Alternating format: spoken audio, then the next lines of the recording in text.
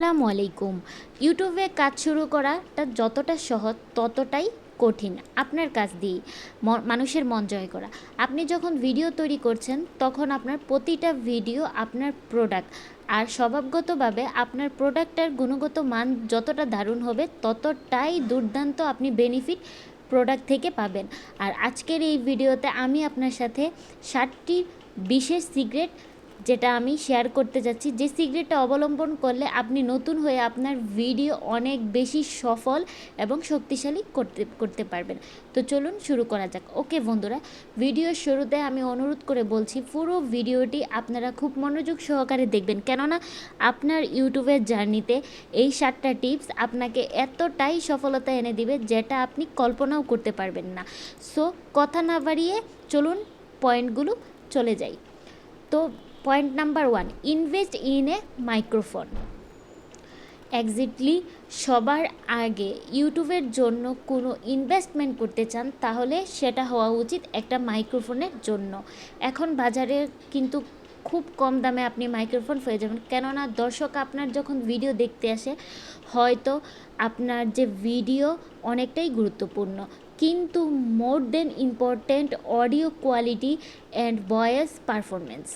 কারণ আপনার ভয়েসের মাধ্যমে, আপনার অডিওর কোয়ালিটির মাধ্যমে কিন্তু আপনার ভিডিও কোয়ালিটির মাধ্যমে মূল যে ইনফরমেশানটা আপনার দর্শকের সাথে শেয়ার করতে চাচ্ছেন সেটা তাদেরকে প্রোভাইড করছেন।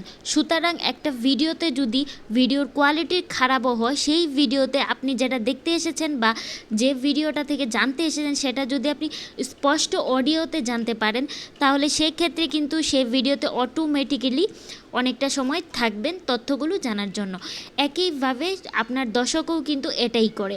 আপনার ভিডিওর কোয়ালিটির ইমপ্রুভ করার আগে ডেফিনেটলি আপনি একটা মাইক্রোফোন ইনভেস্ট করতে পারেন।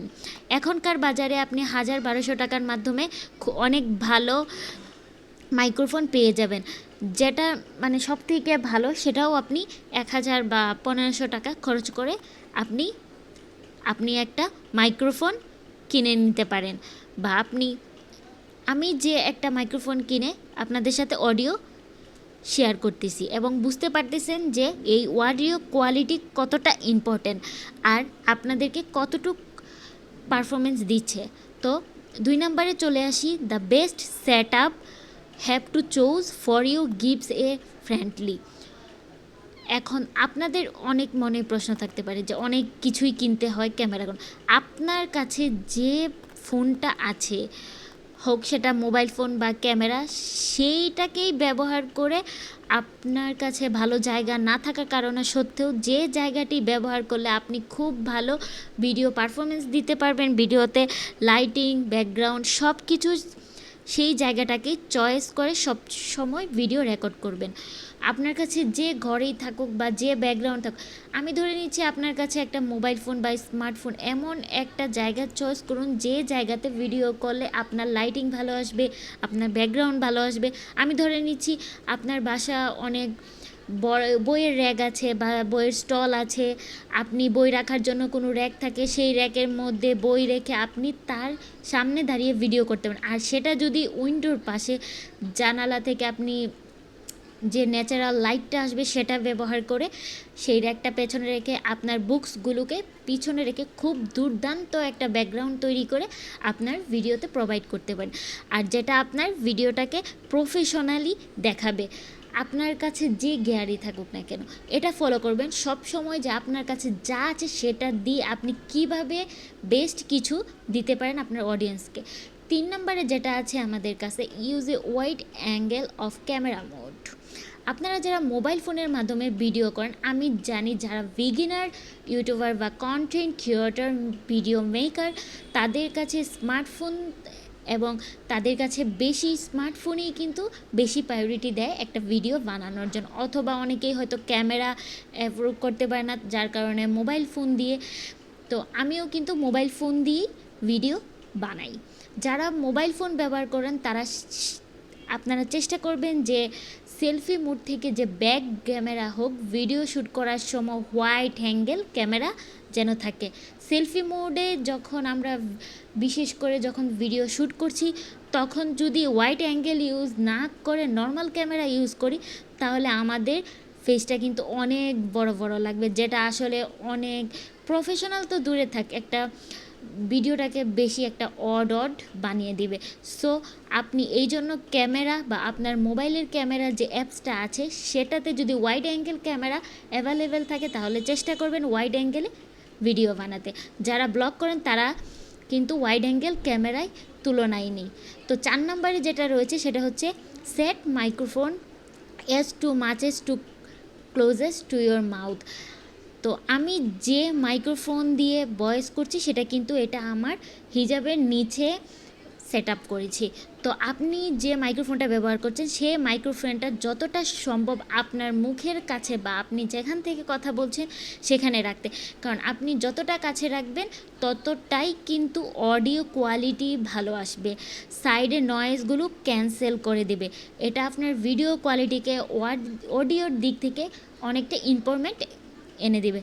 তো এই টিপসটা আজকের পর থেকেই কাজে লাগিয়ে দেখুন, অনেক বেশি আপনি ফায়দা পাবেন আপনার ভিডিওতে অডিও কোয়ালিটি থেকে। 5 নম্বরের যে পয়েন্টটা রয়েছে সেটা হচ্ছে খুবই গুরুত্বপূর্ণ ইউটিউবার বা কন্টেন্ট ক্রিয়েটার ইনফ্লুয়েন্সারদের জন্য, আর সেটা হচ্ছে how your present your self in front and the camera, that is more than important have fancy gears. Exactly আপনার কাছে কি গিয়ার আছে সেটা ইম্পর্ট্যান্ট না, আপনি কীভাবে আপনার নিজেকে, পার্সোনালিটিকে, অ্যাটিটিউডকে সব কিছু আপনি সুন্দরভাবে কাজে লাগিয়ে যেটা আপনি মানুষের কাছে তুলে ধরবেন সেটাই সবথেকে বেশি ইম্পর্ট্যান্ট। তারপরও আমি বলে নিচ্ছি আপনার স্পিকিংকে, আপনার প্রেজেন্টকে মানুষের কাছে উপস্থাপন করছেন সেটা অনেক বেশি গুরুত্বপূর্ণ। আপনার কাছে যা কিছু থাকুক না কেন, হয়তো এবার মোবাইল ফোন, ক্যামেরা, হ্যান্ডিক্যাম যেটাই থাকুক না কেন এবং আপনার লাইটিং সেট আপ যেটাই হোক না কেন, আপনি নিজেকে কীভাবে প্রেজেন্ট করছেন, কি টপিকে আপনি কথা বলছেন সেটা সম্পর্কে কতটা নলেজ আছে আপনার, সেটা মানুষ দেখবে এবং সেখান থেকেই আপনাকে ক্যাচ করবে। পরবর্তীতে আপনার ভিডিও দেখার জন্য আপনার চ্যানেলে আবার আসবে, আপনাকে সাবস্ক্রাইব করতে বাধ্য হবে। আপনার আইডিকে লজিক্যাল থেকে অটোমেটিকলি আপনাকে পছন্দ করবে। সুতরাং অবশ্যই আপনি চেষ্টা করবেন, আপনার ফ্যান্সি গিয়ারের থেকে অনেক বেশি ইম্পর্ট্যান্ট হচ্ছে আপনার পার্সোনালিটি আর আপনার প্রেজেন্টেশন।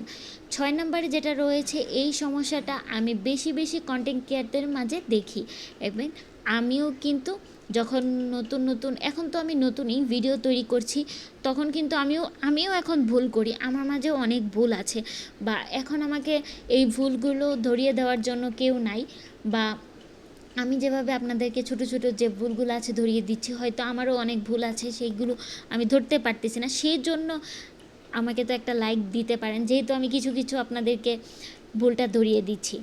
সো আর সেটা হচ্ছে have a relax, sure not for mind. মানে একদম সত্যি কথা, যখন ভিডিওতে আপনি কথা বলবেন রিল্যাক্সে কথা বলবেন, এত জোরে জোরে কথা বলবেন না যাতে করে আপনার ক্যামেরা ছেদ করে আপনার দেয়াল ভেঙে আপনার কানে ডিস্টার্ব করে। এমন জোরে আপনি ক্যামেরার সামনে কথা বলার কোনো দরকার নেই, এতটুক জোরে বলুন যতটুক জোরে বললে আপনি আপনার মাইক্রোফোন আপনার ক্যামেরা পর্যন্ত শুনলেই এনাফ। আপনি চাইলে কিন্তু এডিটিংয়ে আপনি বাড়াতে পারবেন, কমাতে পারবেন, নো প্রবলেম। এর চাইতে বেশি কথা জুড়ে বলার দরকার নেই, বরং স্পিডে বলার দরকার নেই। এমন স্পিডে বলবেন না যাতে আপনার দর্শক আপনার কথা বুঝতেই পারছেন আপনি কি বোঝাতে চাচ্ছেন, বা আপনি তাকে বোঝাতে চাচ্ছেন সেটাই ক্যাচ করার আগেই আপনি অন্য জায়গায় চলে যাচ্ছেন। সেজন্যই ট্রাই টু স্পিক স্লো, খুব বেশি স্পিডে কথা বলার দরকার নেই, এটা আপনাকে অনেক বেশি সফলতার দিকে এগিয়ে নিয়ে যেতে পারবে। মানুষ মনে করবে যে সে কিন্তু,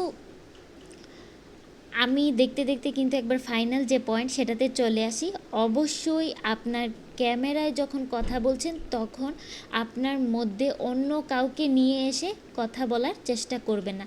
একটু অন্যরকম মনে হচ্ছে তাই না, বুঝতে প্রবলেম হচ্ছে, বুঝিয়ে দিচ্ছি। যেমন হচ্ছে ধরেন না, আমার ভিডিওটা আপনি দেখলেন, আপনি আমার ভিডিওটা দেখে কালকে থেকে চেষ্টা করছেন যে আমার মতো করে আপনার ক্যামেরা অন করে যে কথা বলবেন, অথবা তাওহিদ আফ্রিদি, অনেক ব্লগার আছে যেমন ক্যাসিনেস্ট, অনেক অনেক ক্যামেরাম্যান আছে, যত ইউটিউবার আছে বড় বড়, তাদের মতো করে কথা বলার চেষ্টা করছেন। ডোন্ট ডু ইট, ঠিক আছে? আপনি কখনোই অন্যকে আপনার মধ্যে প্রবাহিত করবেন না বা দিবেন না। আপনি আপনার মতো করে ইউটিউবে কথা বলবেন, অ্যাজ এ পারসন আপনি যেমন সেইভাবেই কথা বলুন। আপনার দর্শককে আপনি দুর্দান্ত কিছু বোঝানোর কোনো দরকার নেই। আপনার দর্শককে জাস্ট ডিফারেন্টলি কী বোঝাতে চাচ্ছেন সেটাই বোঝান। আপনি যখন আপনার মতো করে নতুন কিছু দর্শককে দিবেন, তখন আপনার দর্শক আপনাকে ভিন্ন রকমভাবে মনে রাখবে। এটাই কিন্তু মেইন। তো আল্লাহ যখন আমাদেরকে সবাইকে ভিন্নভাবে বানিয়েছে, ঠিক তেমনই সেভাবেই আপনিও যদি আপনার এই অমিলটাকে, ভিন্নতাটাকে মানুষেরকে মনে রাখার মতো করে উপস্থাপন করতে পারেন, তাহলেই আপনি সফলতা ডেফিনেটলি পাবেন। এই 7টা সিক্রেট আমি বিশ্বাস করি আপনাকে অনেক অনেক হেল্প করবে। এই 7টা সিক্রেট মোটেও আপনি ছোটো করে দেখবেন না। কালকে থেকে ভিডিও বানানোর সময় ফলো করুন। আগামী 1-2 মাস পরে আপনাকে এটা খুব গুড রেজাল্ট দেবে। আর তখন কিন্তু আমাকে অবশ্যই কমেন্ট করে জানাতে ভুলবেন না। আজকে এই পর্যন্ত, দেখা হবে অন্য কোনো দিন। আল্লাহ হাফেজ।